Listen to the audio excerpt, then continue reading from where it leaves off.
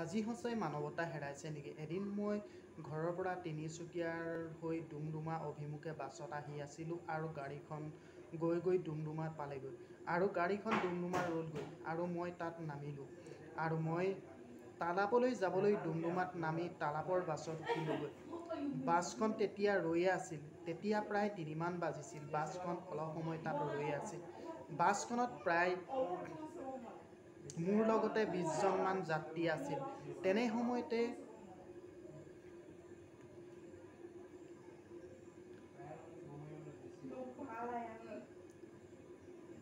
সময়তে এজন লোক বাছখনলৈ উঠি আহিছিল আৰু তেওঁ কেইটামান চেনাৰ টোপোলা বুট হাতত লৈ আহিছিল আৰু মানুহবোৰক দি ফুৰিছিল। সম্ভৱতঃ তেওঁৰ সেইটোৱে জীৱিকা পথেই আছিল, জীয়াই থাকিবৰ কাৰণে।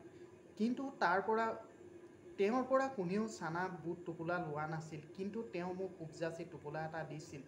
হয়তো মোৰ ঠাইত বেলেগ এজন হোৱাহেঁতেন তেওঁক গালি পাৰিলেহেঁতেন। কিন্তু মই মিচিকীয়া হাঁহি এটা মাৰি টোপোলাটো বহুত আদৰেৰে গ্ৰহণ কৰিছিলোঁ। সেইদিনা আছিল দেওবাৰ, 21 তাৰিখ 8 মাহ 2022 চন। কিন্তু মোৰ হাতত খুচৰা পইচা নাছিল। কিন্তু মোৰ লগত এটা বেগ আছিল। মই বেগত বিচাৰি কোনোমতে 10 টকা খুচৰা পইচা পাইছিলোঁ আৰু তেওঁক দিছিলোঁ। কাৰণ মোৰ বেগত খুচৰা পইচা ভৰাই থোৱা এটা অভ্যাস আছিল। দেখাত তেওঁ সম্ভ্ৰান্ত পৰিয়ালৰ যেন লাগিছিল। তেওঁ মলিয়ন কাপোৰ পৰিধান কৰিছিল। নেজানো কিজানি তেওঁ সম্ভ্ৰান্ত পৰিয়ালৰ কাৰণে তেওঁৰ পৰা কোনেও টোপোলা লোৱা নাছিল। আনুমানিক তেওঁৰ বয়স 9-10 বছৰমান হ'ব। কিন্তু সেইখিনিলৈ সকলো ঠিকেই আছিল।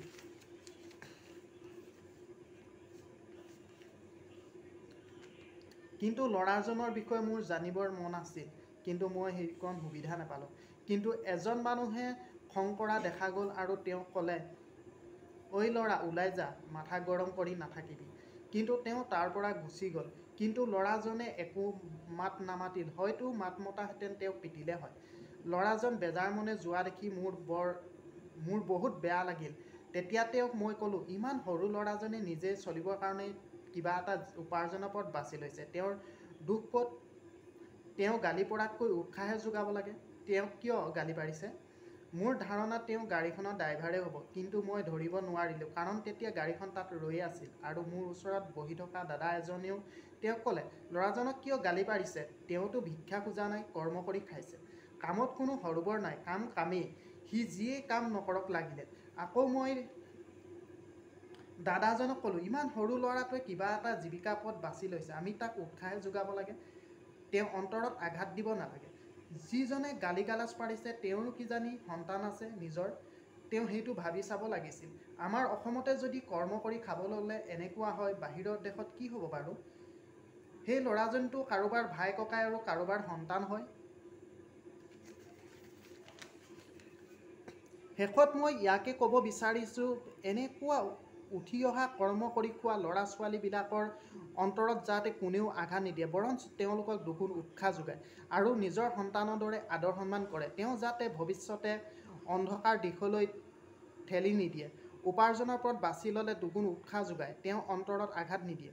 আহক আমি সকলোৱে মিলি উঠি অহা লোকসকলক কৰ্মৰ প্ৰতি উৎসাহ যোগাওঁ, তেওঁলোকক সমাজৰ ভাল পথলৈ লৈ যাওঁ। আমি সমাজখন নিকা আৰু পৰিপাটিকৈ গঢ়ি তোলোঁ। পাৰিলে উঠি অহা ল'ৰা ছোৱালীবোৰক আমি সহায়ৰ হাত আগবঢ়াওঁ। দেশৰ এজন ভাল মানুহ হিচাপে গঢ়ি তোলোঁ। বিদ।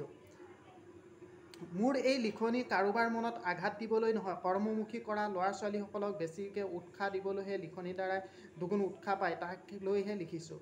আৰু এটা আমি সচৰাচৰ দেখি থকা সঁচা ঘটনাৰ ওপৰত লিখিছোঁ। কোনেও যাতে বেয়া নাপায়। শ্ৰী পুলিন চেতিয়া, ধেমাজি পুৱা শইকীয়া। ধন্যবাদ।